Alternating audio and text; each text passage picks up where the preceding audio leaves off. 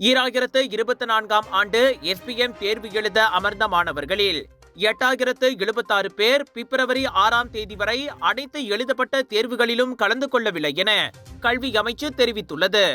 அவர்களில் மொத்தம் 6231 பேர் கல்வி அமைச்சின் கீழ் உள்ள பள்ளிகளில் இருந்து தேர்வு எழுத விண்ணப்பித்தவர்கள் என நாடாளுமன்ற இணையதளத்தில் வெளியிடப்பட்ட எழுத்துப்பூர்வ பதிலில் தெரிவிக்கப்பட்டுள்ளது.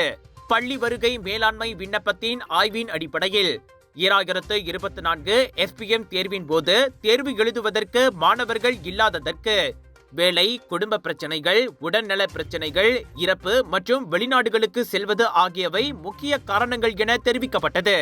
தேர்வு எழுதுவதற்கு வராத மாணவர்கள் மற்றும் சிக்கலை தீர்ப்பதற்கு எடுக்கப்பட்ட நடவடிக்கைகள் குறித்து குவாலலங்காட் பெரிகத்தா நேஷனல் நாடாளுமன்ற உறுப்பினர் டாக்டர் அஹ்மத் யூனுஸ் ஐரி எழுப்பிய கேள்விக்கு கல்வி அமைச்சு தெரிவித்த பதிலில் இந்த தகவல் இடம்பெற்றது.